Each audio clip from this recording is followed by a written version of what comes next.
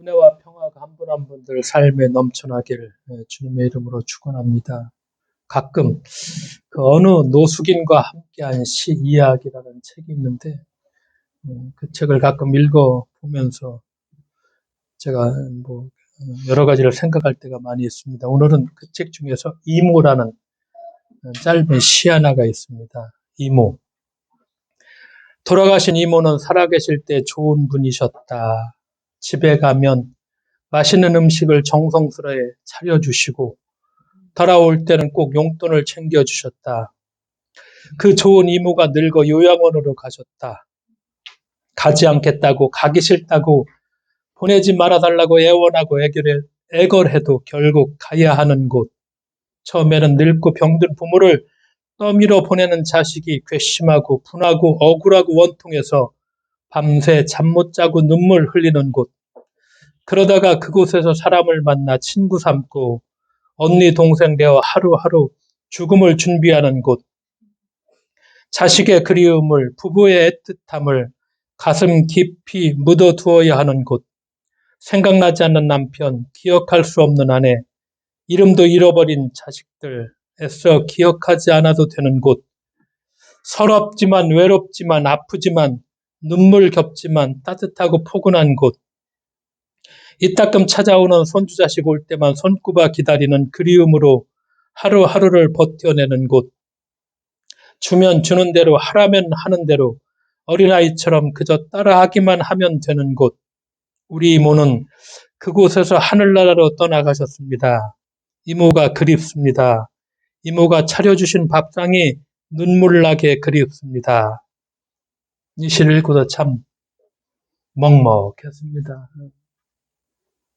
근데 우리 앞으로의 삶도 우리 어머니도 또 먹먹했고 그런 시간들이었습니다. 우리가 대림절기를 맞이했죠. 고양시에 있었던 일이 하나 있었습니다. 그 일을 생각하면서 우리가 좀 부표가 되는 삶을 한번 살았으면 올해 6월 달에 어느 이른 새벽 고양시 행주 어촌계 어민으로 실뱀장어 조업을 마친 실뱀장어 많이 잡고 있죠. 김홍석 씨는 돌아오는 길에 부표에 매달린 물체를 발견했다. 부표 잘 알죠. 선박의 안전항해를 돕기 위해서 항로를 지시하거나 암초나 해물선 따위에 위험물이 있음을 경고하기 위해서 물 위에 띄우는 항로 표지 하나가 바로 부표죠. 그리고 부표에 매달린 물체를 발견했고 물체를 발견한 김홍석 씨는 덜컥 겁이 났습니다. 오랜 조업 경험상 투신한 시신을 건져 올린 경우가 가끔 있었기 때문이죠. 누군가 또 삶을 비관하여 몸을 던졌다가 부표에 걸린 걸까?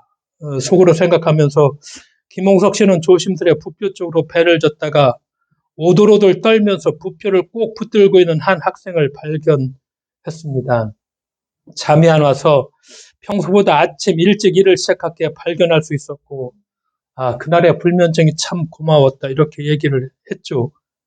남편의 배를 기다리며 바지선에 있던 김정림 씨는 남편이 건져온 A군을 얼른 바지선 안으로 데려다가 난로를 쬐게 했고 한참 먹을 나이이기 때문에 라면 2개를 끓여서 주었고 학생이 살려주셔서 정말 감사하다 이렇게 얘기를 했고 온통 물에 젖어있는 학생의 모습 배추로와 김정림 씨는 남편의 옷을 그 학생에게 입혀주었고 이 학생은 부모님의 이혼으로 갈 곳이 없게 된 처지를 비관하여 강물에 몸을 던졌는데 뛰어들고 나서 이제 정신이 들었던 거예요. 그래서 살아보려고 발버둥 쳤지만 소용이 없었고 하염없이 떠내려오다가 다행히 부표를 잡을 수 있었고 낮에 보아도 무서운 깊은 물속에서 그 부표 하나 달랑 잡고서 7시간을 버텼고 그래서 이제 살아난 거 이것이 6월 달에 있었던 일입니다. 대림절기 문득 누군가에게 우리가 부표가 되는 삶 나에게 우리에게 우리 공동체에 걸려서 혹은 발견돼서 다시 생의 기회와 용기를 얻는 그런 만남 우리가 누군가에게 부표가 돼줄 수 있는 그런 삶 대림절기 그런 삶을 우리가 좀 한번 살아보면 봐야 되겠다 하는 생각을 했고, 오늘은 이 아브라함을 통해서 우리가 참다운 어른이 된다는 의미, 우리가 어른이라는 얘기, 우리 다 어른인데 한 번쯤은 이 어른의 의미가 어디 있을까 이 생각을 한번 좀 깊이 해봤습니다. 우리가 잘 알고 있는 것처럼 아브라함의 첫 장면 창세기 12장 시작되죠. 익숙한 세계를 떠나라 하나님께서 이렇게 말씀하시죠. 지금의 예전에 메소포타미아 문명권에 속해 있던 하란, 지금은 튀르키예, 터키에 이란 가까이에 하란이라는 도시가 있죠. 지금도 있죠. 하란을 떠나서 낯선 땅으로 이주를 해야 했죠. 우리가 많은 사람들이 현실에 답답함을 느낄 때면 어디론가 떠나고 싶어 합니다. 그러나 쉽게 떠나지는 못하죠. 낯선 곳으로 떠난다는 것은 아주 취약해진다는 것을 의미하죠. 낯선 곳은 나를 지켜줄 사람도 없고 내 편이 되어줄 사람도 없는 곳. 그게 낯선 곳이죠. 소설가 이승우는 이 익숙한 세계를 떠난다는 것이 얼마나 어려운지 짧게 이렇게 표현을 합니다. 떠나기 위해 갈 곳을 먼저 생각하는 사람은 떠나지 못한다. 어디를 향해서 몸을 움직이는 것이 아니라 어디로부터 움직이는 것이 핵심이다. 도착해야 할 어딘가를 향해서가 아니라 떠나야 할 어딘가로부터 출발하는 것이다. 그래야 떠날 수 있고 그래야 어딘가에 이를 수 있다. 도착할 그곳이 어디든 도착하기 전에는 아직 존재하지 않는 곳이다. 문학동네에서 짧게 이승우가 떠난다는 것이, 익숙한 세계를 떠난다는 것이 이렇게 어렵다는 것을 표현을 한 적이 있습니다. 그래서 우리도 성경에 아브라함이 갈 바를 알지 못하고 떠났다. 그렇게 표현하죠. 하나님의 명령에 순종했죠. 그러면서 아브라함에게 주어진 소명은 하나였습니다. 어디를 가든지 뭐가 되라? 복의 근원. 그러니까 복의 매개체, 복을 전달해주는 그런 사람이 되는 것이 아브라함, 너의 소명이다. 이렇게 하나님께서 말씀하시죠. 그런데 아브라함이 하란을 떠날 때 조카 롯이 있죠. 롯을 데리고 같이 갔죠. 롯은 이미 장성한 사람이었겠지만 아브라함은 롯의 보호자 역할을 감당해야 했죠. 우리는 인생을 살아봐서 알죠. 자기 한 몸 건사하기도 어려운 형편에 다른 이들을 돌보고 보호해야 한다는 것은 참 무거운 책임이죠. 책임을 맡은 자는 울 수도 없고 무기력해서도 안 되고, 가끔 우리가 예전에 우리 어머니들 그런 경험 많이 우리가 들어서 알고 있죠. 홀로 많은 자식들을 키워야 됐던 그런 어머니들의 이야기. 그래서 몸이 부서질 것 같아. 아프고 무거울 때도 있고 슬픔과 절망이 걷잡을 수 없게 밀려올 때도 있었지만 기어코 몸을 일으킬 수 있었던 것은 돌봐야 될 그 자식들, 그 막중한 책임감, 그걸 감당하느라 그런 이야기를 들 때마다 이런 책임감이라는 거, 그 책임감을 생각하죠. 단지 아주 나쁜 번호를 뽑았을 뿐 나는 장애자가 아니다. 나는 돌연변이일 뿐이다. 이 얘기를 누가 했느냐? 세계적인 잡지 엘리의 편집장이었던 장 도미니크 보비. 이 보비의 이야기를 읽으면서 여러 가지를 생각했는데 이 도미니크 보비는 저명한 저널리스트였고 자상한 아버지였죠. 멋진 생활을 사랑했고 좋은 말을 골라선 정말 유머스러운 남자였고 앞서가는 정신의 소유자였습니다. 누구보다도 자유롭게 살아가던 그는 1995년 11월 8일 뇌출혈 뇌졸중으로 쓰러졌고 인생의 절정기에 찾아온 최후 통첩 같은 그런 사건이었죠. 3주 후에 의식이 회복했어요. 근데 움직일 수 있는 건 딱 하나, 왼쪽 눈꺼풀 딱 하나만 움직일 수 있었어요. 갓난아이처럼 퇴행한 자기 몸이 더할 나위 없이 비극적으로 눈물도 흘리고 겨우 50cm 안에 안 되는 거리에 얌전히 앉아있는 아들 테오필, 얘를 좀 안아줄 수도 없었고 끔찍한 현실 앞에 감정을 주체할 수 없어 자주 경련을 일으켰고 정말 절망적인 상황이었습니다. 근데 그가 포기할 수 없었어. 왜냐? 사랑스러운 두 아들이 용기를 잃지 않도록 돌볼 책임이 자기한테 있다는 생각이 들었고, 그래서 두 아들을 위해서라도 내가 운명에 굴복해서는 안 되겠다. 그렇게 생각한 순간, 그럼 자기에게 남아있는 것이 무엇일까? 그 남아있는 가능성에 주목했습니다. 다행히 정신은 뚜렷했고 자기를 성찰적으로 볼 수 있는 내적 능력이 있었고 그래서 보비가 책을 쓰기로 결정했습니다. 훗날 두 아들이 아버지를 운명의 타격 앞에서도 결코 포기하지 않았던 사람으로 그렇게 아버지를 좀 기억해 주기를 바라서 책을 쓰기로 결정했고, 근데 유일한 의사소통은 딱 하나, 왼쪽 눈꺼풀을 깜빡거리는 거. 그러니까 왼쪽 눈꺼풀을 한 번 깜빡거리면 A, 두 번 깜빡거리면 B, 이렇게 비서를 하나 두고서 다 받아쓰게 했죠. 그 장 도미니크 보비가 15개월 동안 20만 번 이상 눈을 깜빡거려 쓴 책이 잠수복과 나비. 2007년에 우리말 번역돼서 나왔고, 영화로도 이 잠수복과 나비 영화로도 돼서 영화도 상영이 됐죠. 그러니까 보비가 이 책에서 자신의 짧은 인생을 풍자와 유머로서 진솔하게 묘사를 하죠.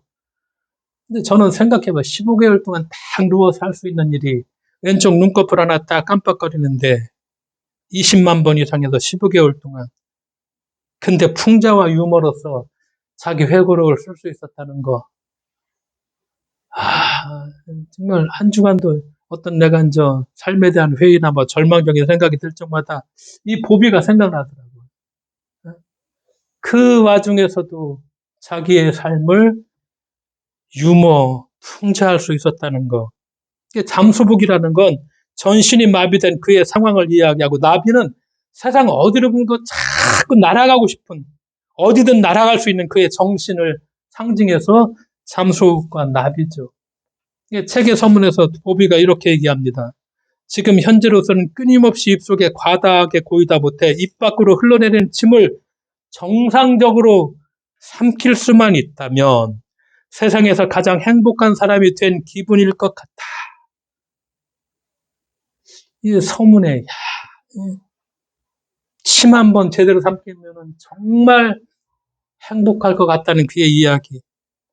정상적으로 호흡하는 것만큼이나 가슴 뭉클하게 감동하고 사랑하고 찬미하고 싶은 마음이 막 솟구친다. 책을 출간하고 8일 후에 심장마비로 세상을 떠났죠. 1997년 3월 9일. 그 두 아들에 대한 아버지로서의 책임감.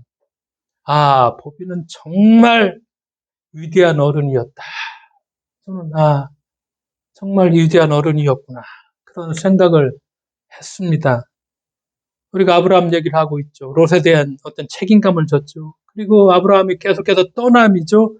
떠나는 삶의 연속이죠. 하란에서 어디로 갔죠? 세겜으로 갔고, 세겜에서 베델로 갔고, 베델에서 네겝까지 갔고, 급기 어디까지 가죠? 이집트까지. 먹을 것 때문에 흉년이 드니까 살 수 없으니까 이집트까지 내려가고, 낯선 풍경과 풍물을 보기 위한 여행이 아니라 생존을 위해서 그가 거기까지 가고, 이렇게 나그네로 산다는 것이 참 힘든 일이고, 이집트에 가서는 자기 아내를 빼앗길 것 같은 그런 위험도 겪었고, 그래서 다시 이집트에서 나와서 네겝으로 가고, 오늘 성경에 보니까 베델 근처에서 이르렀고, 고단한 시간이었지만 이제 베델 근처에 왔을 적에 그 사이에 큰 부자가 되었다. 근데 성서 기자가 아브라함이 어떻게 부자가 되었는지는 그 과정을 세세하게 말하지는 않는데 13장에 부자가 되었다.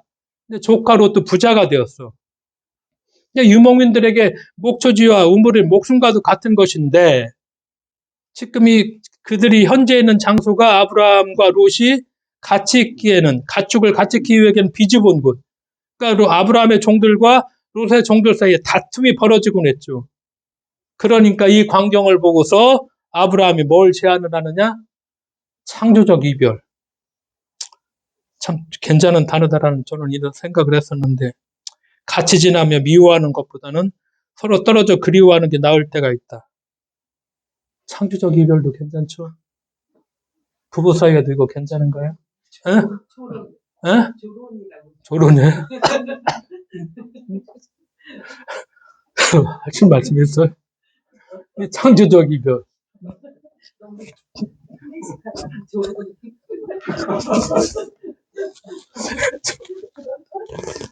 이걸 제안하죠, 이건. 그러니까 롯에게 먼저 선택할 권리를 부여하죠. 참 어른스러운 일이다. 롯의 보호자 책임을 다하면서 그 다음에 또 하는 일이 너가 먼저 선택해라. 그렇죠? 이 가족 간의 분쟁이 다 뭐 때문에 일어나죠? 재산 문제죠. 뭐 100이면 100. 특히 돈이 많은 사람들. 아무리 신앙이 좋다고 하더라도 한 달 전인가 그 조영기 목사님 그 아들이 삼형제잖아요. 근데 이제 첫째, 둘째는 이제 사업을 해서 돈을 많이 줬었는 게 맞은 어머니가 돌아가시면서 현금 좀 이런 것을 이제 셋째 아들한테 좀 더 줬어. 이게 첫째, 둘째가 소송을 걸은 거야. 이게 신문에 났더라고요. 왜냐하면 내가 조영기 목사 때문에 목사 되려고 꿈을 꿨던 사람인데 충무체육관에 내 중학교 때 와서 그분이 집회를 할 적에 설교했던 걸 지금도 난 다 기억해. 근데 죽고 나서는 이 그 조그마한 돈 때문에 형제간에 네가 좀 어머니가 너한테 돈 더 줬어? 안 주니까 그런 그 법정에 가서 이제 지금 다투고 있는 그런 형편이죠. 절대 손해볼 수 없다는 거. 이거 뭐 가족 간에도 뭐 이것 때문에 원수 돼버리고 뭐 서로 살인까지 일어나고 뭐 이런 상황이죠. 이게 현대만 그랬던 거 아니라 초대교회도 보면 바울 서신에 소송 문제가 많이 나와요. 그만큼 있었다는 얘기야. 사도 바울이 뭐라고 얘기하냐. 고린도전서에서도 여러 군데 주만 6장, 7장 여러분이 서로 소송을 제기하는 것부터가 벌써 여러분의 실패를 뜻합니다. 왜 차라리 불의를 당해주지 못합니까? 왜 차라리 속아주지 못합니까? 막 바울이 결국 초대교회에서도 문제가 생긴 게 다 법정으로 끌고 가니까 가슴을 치면서 벌써 여러분들 실패한 거죠. 그러니까 왜 차라리 그냥 좀 양보하지? 차라리 그냥 좀 더 주지. 왜 결국 법정까지 끌고 가느냐? 이렇게 얘기하죠. 그러면서 바울 서신에서 바울은 두 가지 기독교 윤리를 제시합니다. 하나는 특권의 포기. 그 다음에 다른 사람에 대한 배려. 이게 바울의 핵심적인 기독교 윤리입니다. 특권을 포기하는 거, 다른 사람에 대한 배려. 그러니까 아브라함은 이런 의미에서 참 벌써 믿음직스럽고 어른스러웠죠. 그러니까 아브라함을 통해서 한 사람이 어른이 된다는 것, 그 의미를 우리가 조금 더 깊게 생각을 하게 됩니다. 근데 13장 넘어가서 14장에 가면은 아브라함이 헤브론 땅으로 이주하죠. 근데 조금 이해하기 어려운 대목이 14장입니다. 왜냐? 고대 세계의 잦은 전쟁이 배경이고 그 중심 내용은 봉신 계획을 맺었던 팔레스타인 부족 국가들이 반란을 일으키자 시날과 엘람왕이 군사를 일으켜 그 땅을 유린한다는 것이죠. 진압군과 시딤에서 맞서 싸운 소돔과 고모라 왕은 결국 패배했고 쳐들어온 왕들이 소돔과 고모라를 약탈하는 와중에 누구를 잡아갔죠? 롯도 그들에게 포로로 잡혀갔습니다. 그 소식을 누가 듣죠? 아브라함이 그 소식을 들어. 그래서 자기 집에서 나 훈련을 시킨 사병 318명을 데리고 단까지 쫓아가서 롯을 어떻게 하죠? 구출해낸다. 이게 14장입니다. 아브라함하고는 좀 다른 모습인데 우리가 알던 아브라함의 모습과는 전혀 다른 어떤 전쟁 영웅의 모습입니다. 그래서 어떤 사람들은 이 이야기가 사사시대를 반영한다. 주변 국가들의 억압을 받던 이스라엘 사람들에게 선조 아브라함의 영웅적인 어떤 승리를 제시함으로써 용기와 희망을 불어넣기 위해서 각색한 것이다. 이렇게 얘기하는데 일리가 충분히 있는 얘기인데 그렇다 하더라도 이 이야기가 우리에게 주는 귀한 교훈이 있죠. 아브라함은 자기 친족에 대한 의미를 소홀히 하지 않았다는 것. 롯을 구하기 위해서 목숨까지 위험을 무릅쓰고 기꺼이 가서 롯을 구해온다는 것. 역사의 무대에서 아브라함은 물러서지 않았다는 것. 그 다음에 이 놀라운 이야기 끝에 뭐가 나오지? 14장의 뒤에 보니까 멜기세덱의 축복이 나옵니다. 가장 높으신 하나님의 제사장이었던 멜기세덱은 전쟁에서 승리하고 돌아오는 아브라함을 맞이해서 복을 빌어줍니다. 그리고 이어지는 것이 하나님과 아브라함 사이의 언약이죠. 하나님은 나는 너희 방패다. 내가 받을 보상이 매우 크다. 15장 1절 하면서 두 가지를 약속하시죠. 하나는 아브라함의 후손이 하늘의 별처럼 많아질 것이라는 것. 다른 하나는 내가 땅을 차지하게 될 것이라는 약속이죠. 그러니까 우리가 이 이야기의 배치에 조금 주목해 보면은 스스로 손해를 감수하고 누군가를 구하기 위해서 기꺼이 위험 속으로 들어가는 아브라함의 모습이야말로 믿음의 조상이라는 이 이름값을 충분히 해내고 있다는 것. 왜 이런 이야기를 하느냐? 우리가 노아를 생각해 보면 노아는 우리가 보면은 완전한 의인이었고 죽기까지 하나님께 순종했던 그런 사람이었고 그런데 왜 하나님은 믿음의 조상으로 노아가 아니라 누구를 선택했죠? 왜 아브라함을 선택했을까? 별로 생각 안 해봤겠지만 충분히 생각해 볼 수 있는 그런 얘기죠. 왜?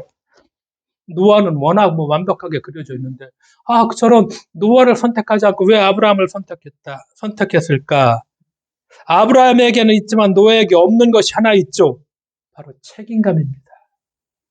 어른입니다. 이 시대 최고의 랍비 중에 한 분이 2022년 작년에 돌아가셨는데, 조나단 섹스는 정말 존경할 만한 랍비입니다. 이분의 책을 한 3권 써서 제가 조금씩 읽고 있지만, 이분이 뭐라고 했느냐? 노아와 아브라함 사이의 차이를 한마디로 요약해서 이렇게 말합니다. 순종만으로 충분하지 않다. 아브라함의 책임감입니다. 아브라함이 처음부터 그렇게 용감하지 않았죠. 아내를 빼앗길 위험 앞에 어떻게 했죠? 무기력했죠. 자기 누이라고 그냥 바로한테 갖다 바치는 어떤 그런 모습 보여주죠. 하나님 때문에 사라가 구출이 되지만. 그런데 해가 갈수록 더 단단해지죠. 그러니까 믿음이 깊어진다는 것은 스스로 만족하는 삶에서 벗어나 다른 사람들 요구에 응답할 줄 안다는 것. 그래서 그리스도의 십자가가 가리키는 것이 바로 이것이죠. 우리가 대림절기, 인간을 구원하기 위해서 인간의 조건 속으로 들어오신 분을 우리가 믿고 우리가 그렇게 고백하죠. 세상에서 들려오는 신음소리를 차마 외면하지 못하는 분이 우리가 믿는 하나님이시고, 아브라함이 바로 그런 하나님의 성품을 점점 닮아가고 있다는 것. 그러니까 어른이 된다는 것은 바로 이런 것이 아닐까. 우리가 이런 어른이 돼가고 있나? 이건 우리가 정말 물어보아야 됩니다. 우리가 이런 어른이 되어가고 있나? 그저 나이가 우리가 들었다고 내가 대접을 받으려고만 하는 아닌가? 우리는 어른인가? 저한테도 묻는 얘기입니다. 그러니까 조금 이제 실제적이고 심리적인 차원 얘기만 하나 더 하고 마치겠습니다. 지혜롭게 나이가 든다는 것은 내면의 시간이 아주 많아지는 것을 뜻한다는 얘기인데, 이렇게 막 정신없이 살다가는 한 방에 훅 간다는 얘기입니다. 어릴 적 누구나 다 어른이 되고 싶어 했죠. 그런데 어떤 어른이 될 것인가에 대해서는 아무 생각이 없었습니다. 그냥 어른이 된다고만 했죠. 나이가 들 때까지 모두 그렇게 정신없이 바쁘게 살아. 이제 나이가 들었어. 직장을 그만 다녀. 이제 시간이 많아지니까 무료해서 못 견뎌. 한국의 남자들이 다. 그렇죠. 그래서 많은 사람들이 아주 성질 고약한 노인이 돼버려. 아주 짜증내고 작은 일에 분노하며 아주 쉽게 좌절하는 전형적인 남자들, 이런 아저씨들이 돼가지고, 어른이 된다는 것은 시간으로부터 자유로워지고 차이에 관대해지고 마음이 따뜻해진다는 것을 뜻하죠. 실제로 그렇습니다. 미국 텍사스 주립대학 심리학과의 제임스 페너베이커 교수 등은 8살서부터 85살까지 3,280명의 일기와 그런 기록들, 그리고 유명 작가 10명의 작품들을 분석했습니다. 일반인들이 사용한 3,800만 단어와 작가들의 900만 단어를 나이에 따라 분류해 보니까 사람들은 나이가 들수록 긍정적인 정서를 더 많이 표현하고 있었다는 것입니다. 그러니까 분노와 좌절, 슬픔과 같은 단어들은 젊은이들의 단어였고, 조사를 해보니까 나이가 들수록 나에게와 같은 단어들은 줄어들고 우리와 같은 공동체에 관련 단어들이 늘어났다는 것입니다. 나이가 들수록 시간과 관련된 단어들은 줄어들었다는 것입니다. 왜? 시간에 덜 쫓긴다는 이야기입니다. 동사의 시제에서도 차이가 났습니다. 동사의 과거형은 젊은이들이 가장 많이 사용하고, 중년은 현재형을, 노년으로 갈수록 미래형을 더 많이 사용한 것으로 조사가 됐다는 것입니다. 그러니까 젊은이들이 미래를 더 많이 이야기하고 노인들이 옛날 이야기를 더 많이 할 것 같은데, 실제로는 정말 그 단어들을 분석해 보니까 정반대라는 것입니다. 그러니까 테너베이커 교수는 이러한 변화를 지혜라고 이렇게 표현을 합니다. 그러니까 지혜롭게 나이가 든다는 것은 내면의 시간이 아주 많아지는 것을 뜻하죠. 그러니까 정신없이 살다가 아까 말한 한 방에 훅 간다는 얘기인데, 우리가 태풍에 뿌리채 뽑혀 자빠져 있는 나무는 한결같이 어떤 나무들이죠? 아름드리 나무입니다. 그 엄청난 두께의 나무들이 아주 간단하게 쓰러집니다. 그러니까 폼나 보이지만 의외로 쉽게 무너진다는 이야기죠. 승승장구하던 이들이 정말 맥없이 자기 목숨을 끊는 경우를 종종 우리가 보죠. 성공한 어른이었는지는 몰라도 자신의 내면의 시간을 위해서 정말 인색했던 그런 어른들이죠. 대나무를 한번 보자는 것입니다. 아무리 태풍이 불어도 부러지지 않죠. 채 몇 센티도 안 되는 가는 줄기가 높게, 알죠? 수십 미터까지 대나무가 올라가죠. 왜 올라갑니까? 마디가 있는 까닭입니다. 마디가 없는 삶은 쉽게 부러집니다. 그래서 우리가 아무리 바빠도 삶의 마디를 자주 만들어야 됩니다. 삶의 마디가 무엇입니까? 주말이 있습니다. 그래서 여름 휴가도 있고 겨울 휴가도 있고 그런 시간들이 있습니다. 시간이 아주 많은 어른이 된다는 것은 이 삶의 마디를 잘 만들어 가늘고 길게 아주 잘 사는 것을 뜻합니다. 그래서 우리의 옛날 이야기들이 모두 어떻게 끝나죠? 행복하게 어떻게 살았다? 오래오래 잘 살았다. 이게 근거가 있는 이야기입니다. 굵고 짧게가 아니라 행복하게. 우리 교회 공동체 어른들 참 많은데 굵고 짧게가 아니라 행복하게 아주 오래오래 잘 사는 가늘고 길게 마디를 잘 만들어서 아주 오래오래 잘 살 수 있는 그래서 한 번 더 물어보자는 것입니다. 우리는 어떤 어른으로 성장해 가는가? 우리는 어떤 어른인가? 이 질문에 정직하게 묻고 좀 대답할 수 있는 우리가 정말 마디를 잘 만들어가면서 책임감이라는 걸 다시 한번 돌아볼 수 있는 우리가 어른으로서 역할을 하고 있나를 물어볼 수 있는 그런 우리들의 삶이 되셔야만 하겠습니다. 기도하겠습니다. 하나님 아버지 감사드립니다. 나이가 들어가면서 우리가